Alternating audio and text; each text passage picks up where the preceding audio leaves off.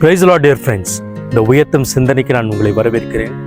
இந்த நாளிலே நாம் பார்க்க போகிற காரியம் என்னவென்றால், அவரிடத்தில் திரளான மீட்பு உண்டு என்பதை தான் நாம் பார்க்க போகின்றோம். அது என்னவென்றால், ஒரு சின்ன எக்ஸாம்பிள் நான் உங்களுக்கு சொல்லுகிறேன். எங்களுக்கு தெரிந்த ஒரு நண்பர் குடும்பம் உண்டு.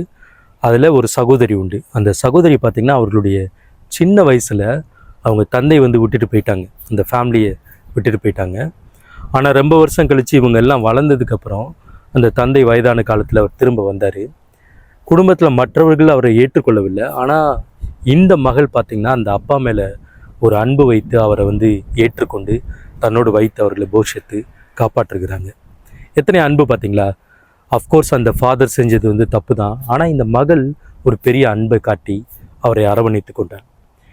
இன்று பார்த்திங்கன்னா, நீங்கள் கர்த்தருக்கு விரோதமான பாவம் செய்து அவரை விட்டு தூரமாக போயிட்டோம், கர்த்தர்கிட்ட வருவதற்கு வெட்கப்படுகிறோம், கர்த்தர்கிட்டத்தில் போகிறதுக்கு எனக்கு தகுதி இல்லை அப்படிலாம் சொல்லி புலம்பிக் கொண்டிருக்கிறீங்களா?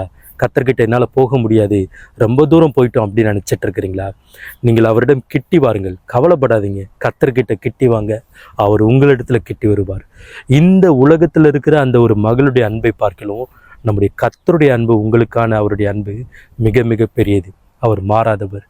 சங்கீதம் 130 பாருங்க, இஸ்ரவேல் கர்த்தரை நம்பி இருப்பதாக, அவரிடத்தில் கிருபையும் திரளான மீட்பும் உண்டு என்று கூறுகிறது.